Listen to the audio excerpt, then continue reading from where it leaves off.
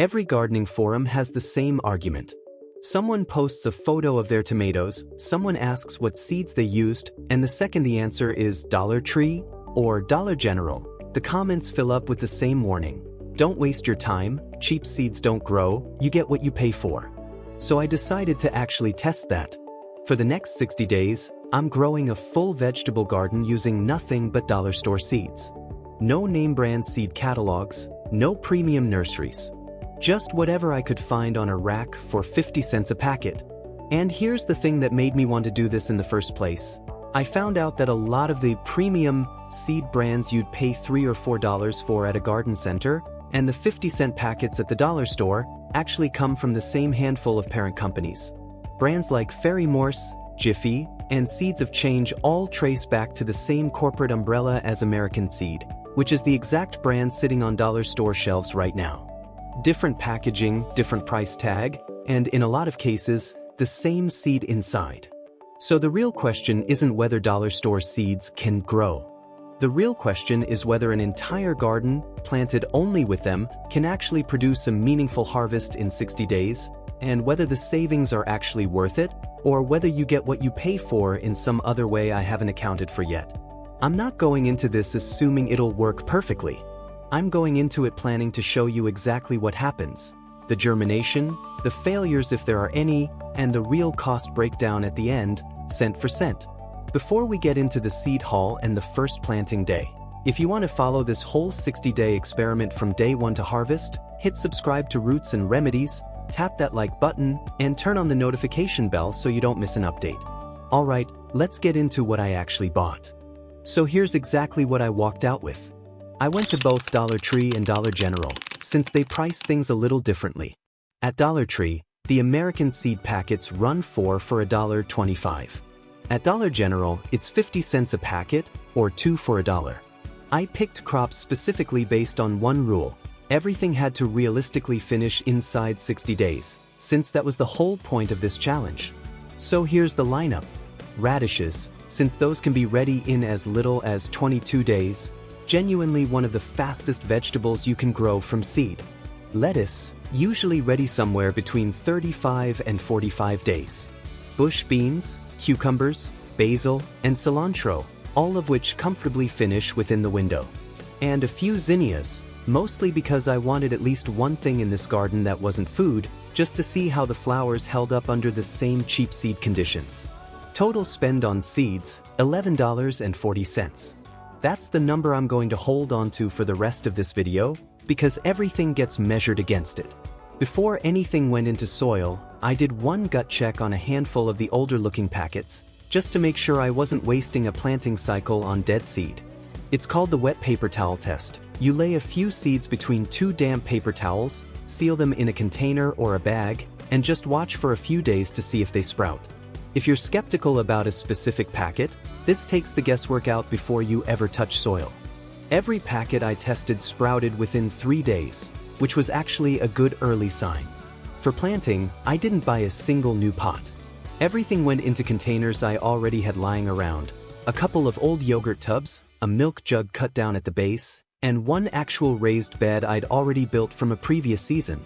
If you're doing this on a real budget, this part matters just as much as the seeds.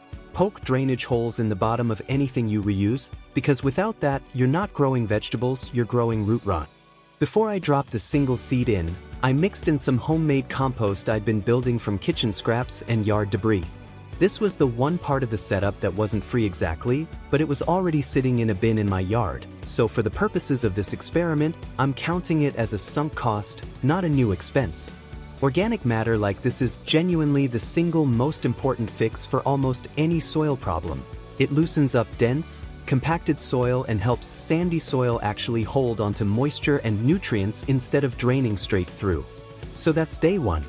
$11.40 in seeds, reused containers, homemade compost, seeds in the ground. Now we wait. Day 4, and the radishes are already up.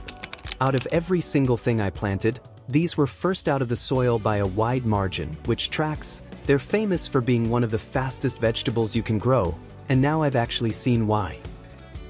Day 6, and the cilantro and basil are starting to show tiny sprouts breaking the surface. Nothing dramatic yet, just small green hooks pushing up through the compost. Still nothing from the cucumbers or the bush beans at this point, but that's expected. They usually take a bit longer to show themselves than the smaller seeds do. Day 8, and this is where it started actually getting exciting. The cucumbers finally broke through. 5 out of the 6 seeds I planted in that container. The bush beans are up too, every single one of them, which honestly surprised me a little given how cheap this whole setup was. Day 10, and the lettuce is finally showing. It took a little longer than everything else, but it's up, and it looks healthy. No yellowing, no weak stems, just small, normal-looking seedlings. Day 12, and I did a full count across every container because I wanted an actual number instead of just a vibe. Out of everything I planted, the only real gap was one cilantro container that had noticeably fewer sprouts than the others, maybe 4 out of what should have been closer to 10 or 12 seeds. Everything else came in at what I'd call a strong germination rate, comparable to what you'd expect from a name brand packet.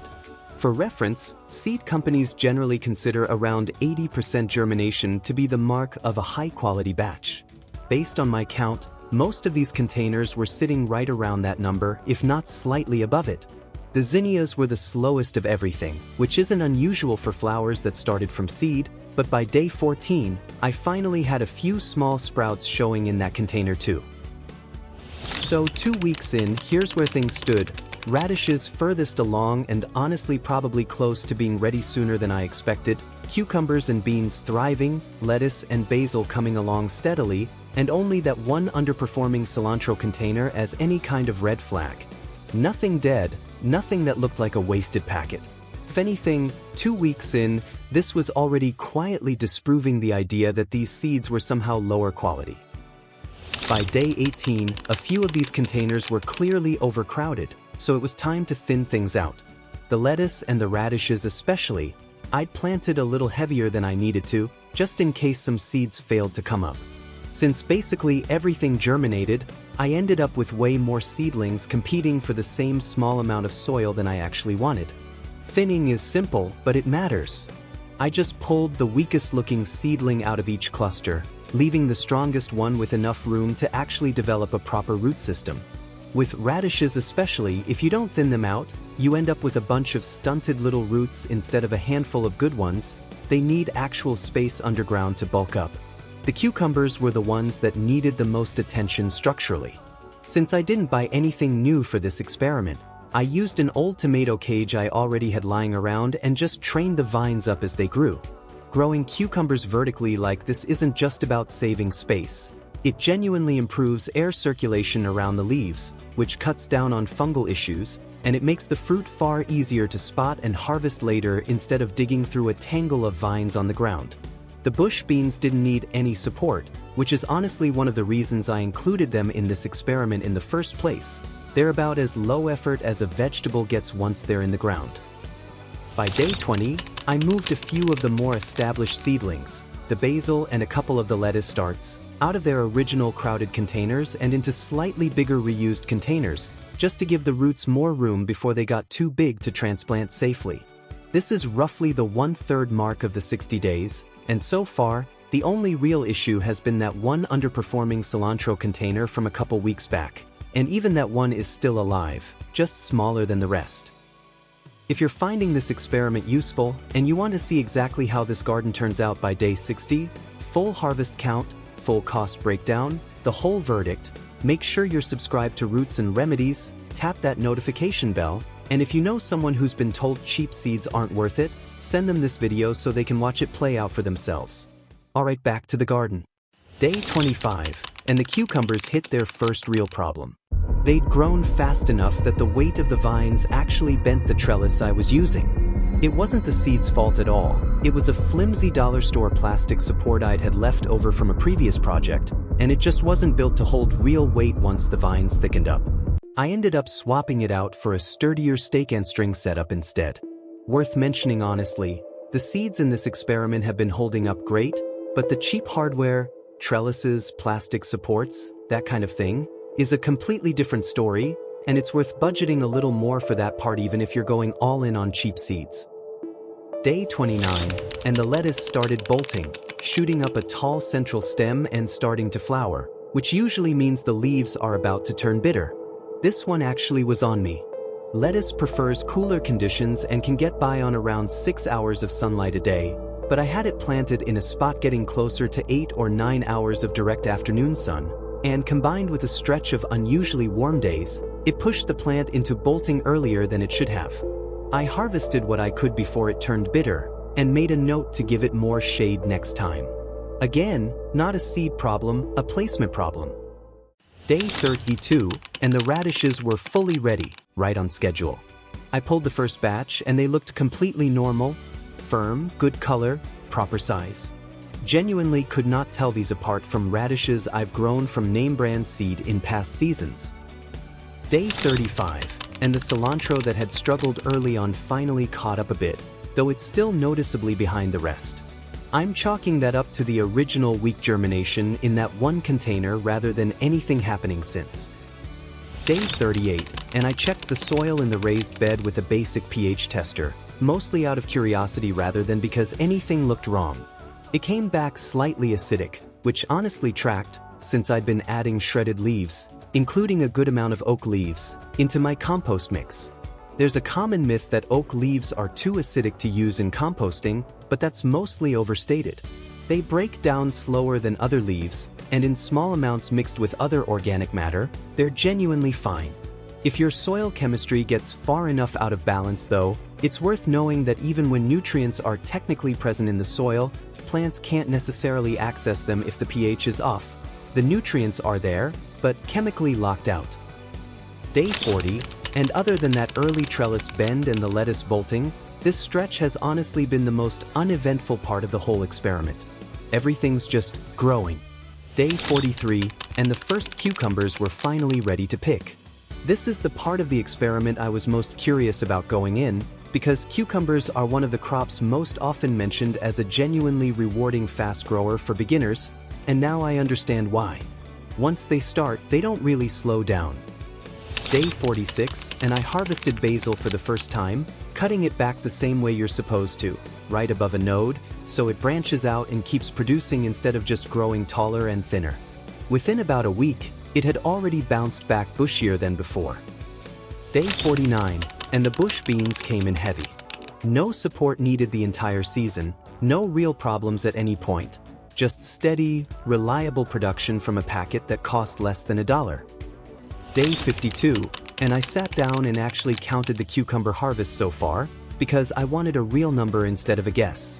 From the original 6 seeds that germinated in that one container, I had pulled 17 cucumbers at that point, with several more clearly still developing on the vine.